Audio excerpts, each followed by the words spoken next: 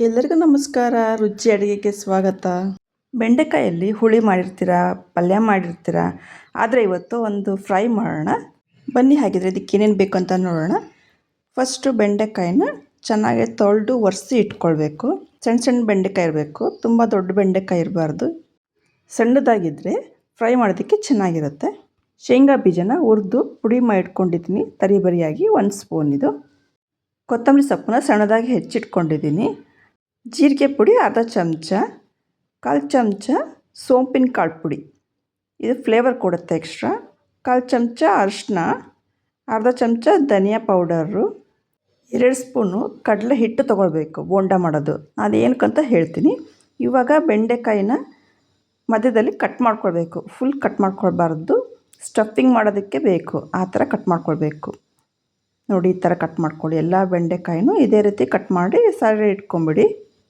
ಬೆಂಡೆಕಾಯಿ ತೊಟ್ಟನ್ನ ಕಟ್ ಮಾಡ್ಕೊಳ್ಬೋದು ನೀವು ಬೇಕಿದ್ದರೆ. ನಾನಿಲ್ಲಿ ಕಟ್ ಮಾಡಿಲ್ಲ, ಹೀಗೆ ಇದ್ರೆ ಚೆನ್ನಾಗಿ ಇರುತ್ತೆ. ಈಗ ಒಂದು ಪ್ಯಾನ್ ಇಟ್ಕೊಂಡು ಬಿಸಿ ಆದಮೇಲೆ 2 ಚಮಚ ಕಡಲೆ ಹಿಟ್ಟು ಹಾಕ್ಕೊಂಡು ಚೆನ್ನಾಗಿ ಫ್ರೈ ಮಾಡ್ಕೊಳ್ಬೇಕು. ಅದು ಘಮ ಬರುತ್ತೆ, ಅಲ್ಲಿವರೆಗೂ ಫ್ರೈ ಮಾಡ್ಕೊಳ್ಳಿ. ಹುರಿದಾದ್ಮೇಲೆ ಒಂದು ಪ್ಲೇಟಿಗೆ ಶಿಫ್ಟ್ ಮಾಡ್ಕೊಳ್ಳೋಣ. ಇದಕ್ಕೆ ನಾವು ಸ್ಪೈಸಸ್ ಸ್ಟಾರ್ಟ್ ಮಾಡ್ಕೊಳ್ಳೋಣ. ಅರ್ಧ ಚಮಚ ಜೀರಿಗೆ ಪುಡಿ, ಅರ್ಧ ಚಮಚ ಧನಿಯಾ ಪುಡಿ, 1/4 ಚಮಚ ಸೋಂಪು ಕಾಳು ಪುಡಿ, ಇದು ತುಂಬ ಹಾಕ್ಕೊಳಕ್ಕೆ ಹೋಗಬೇಡಿ. 1/4 ಚಮಚ ಅರಿಶಿನ, ಹುರಿದು ಪುಡಿ ಮಾಡಿ ಇಟ್ಕೊಂಡಿದ್ದೀವಲ್ಲ ಅದು ಕಡಲೆ ಬೀಜ ತರಿಬರಿಯಾಗಿರಬೇಕು. ಸಣ್ಣದಾಗಿ ಕಟ್ ಮಾಡ್ಕೊಂಡಿರುವಂಥ ಕೊತ್ತಂಬರಿ ಸೊಪ್ಪು, ರುಚಿಗೆ ತಕ್ಕಷ್ಟು ಉಪ್ಪು, ಸ್ವಲ್ಪ ನಿಂಬೆಹಣ್ಣಿನ ರಸ ಹಾಕ್ಕೊಳ್ತಾ ಇದ್ದೀನಿ.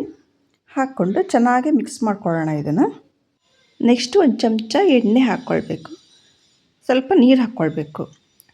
ನೆಕ್ಸ್ಟು 1 ಚಮಚ ಅಚ್ಕಾರದ ಪುಡಿ, ಎಲ್ಲದನ್ನು ಹಾಕ್ಕೊಂಡು ಚೆನ್ನಾಗಿ ಮಿಕ್ಸ್ ಮಾಡಿ ಸ್ಟಫಿಂಗ್ ರೆಡಿ ಮಾಡಿಟ್ಕೊಳ್ಳಿ.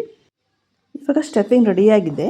ಬೆಂಡೆಕಾಯಿ ತೊಗೊಂಡು ನಾವು ಕಟ್ ಮಾಡಿ ಇಟ್ಕೊಂಡಿದ್ದೀವಲ್ಲ ಅದ್ರ ಮಧ್ಯದಲ್ಲಿ ತುಂಬಬೇಕು. ನಿಧಾನಕ್ಕೆ ತುಂಬಿ, ಇಲ್ಲಾಂದರೆ ಬೆಂಡೆಕಾಯಿ ಹೊಡೆದೋಗ್ಬಿಡುತ್ತೆ. ಹೊಡೆದೋದ್ರೆ ಮತ್ತು ಫ್ರೈ ಮಾಡೋದಕ್ಕೆ ಚೆನ್ನಾಗಾಗೋದಿಲ್ಲ. ನೋಡಿ, ಈ ಥರನೇ ಎಲ್ಲದಕ್ಕೂ ತುಂಬಿಕೊಂಡು ರೆಡಿ ಮಾಡಿ ಇಟ್ಕೊಳ್ಳಿ. ಇಲ್ಲೆಲ್ಲ ಬೆಂಡೆಕಾಯಿಗೆ ತುಂಬಿಸಿ ರೆಡಿ ಮಾಡಿ ಇಟ್ಕೊಂಡಿದ್ದೀನಿ ನಾನು. ಒಂದು ಪ್ಯಾನಿಗೆ ಎಣ್ಣೆ ಹಾಕ್ಕೊಳ್ಳೋಣ. ಇದು ಫ್ರೈ ಆಗಿರೋದ್ರಿಂದ ಸ್ವಲ್ಪ ಒಂದು 3-4 ಚಮಚ ಎಣ್ಣೆ ಹಾಕ್ಕೋಬೇಕಾಗತ್ತೆ. ಇವಾಗ ಒಂದೊಂದೇ ಬೆಂಡೆಕಾಯಿನ ಹುಷಾರಾಗಿ ಬಿಡಿ, ನಿಧಾನಕ್ಕೆ ಮಾಡ್ಕೋಬೇಕು. ಇದನ್ನು ಮೀಡಿಯಮ್ ಫ್ಲೇವರಲ್ಲಿ ಇಟ್ಕೊಳ್ಳಿ, ಜೋರಾಗಿ ಇಟ್ಕೊಳ್ಬೇಡಿ. ಒಂದು ಸೈಡ್ ನಿಧಾನಕ್ಕೆ ಫ್ರೈ ಆದಮೇಲೆ ತಿರ್ಗಿ ಮಗ್ಚಾಕ್ಕೊಳ್ಳಿ.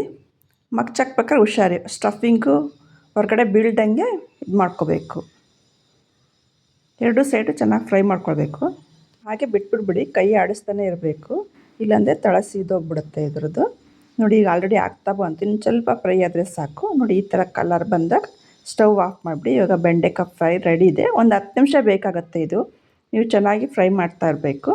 ನಾವು ಯಾವಾಗಲೂ ಊಟದ ಜೊತೆ ಪಲ್ಯ ನೆಂಚ್ಕೊಳ್ತಾ ಇರ್ತೀವಿ. ಈ ಥರ ಒಂಥರ ಡಿಫ್ರೆಂಟಾಗಿ ಮಾಡ್ಕೊಂಡು ತಿಂದರೆ ಚೆನ್ನಾಗಿರುತ್ತೆ, ಒಳ್ಳೆ ಟೇಸ್ಟ್ ಇರುತ್ತೆ ಇದು. ನಾನು ಈ ಥರ ಪ್ಲೇಟಿಂಗ್ ಮಾಡ್ಕೊಂಡಿದ್ದೀನಿ. ಮೇಲ್ಗಡೆ ಸ್ವಲ್ಪ ಕೊತ್ತಂಬರಿ ಸೊಪ್ಪನ್ನು ಹಾಕ್ಕೊಂಡಿದ್ದೀನಿ. ನಿಮಗೆ ಹೇಗೆ ಅನಿಸ್ತು ಬೆಂಡೆಕಾಯಿ ಫ್ರೈ? ಈ ರೆಸಿಪಿ ನಿಮಗೆ ಹೇಗೆ ಅನಿಸ್ತು ಅಂತ ಕಮೆಂಟ್ ಮಾಡಿ ತಿಳಿಸಿ. ಸಬ್ಸ್ಕ್ರೈಬ್ ಮಾಡ್ದಲೇ ನೋಡ್ತಿರೋರಲ್ಲ, ಪ್ಲೀಸ್ ಸಬ್ಸ್ಕ್ರೈಬ್ ಮಾಡಿ.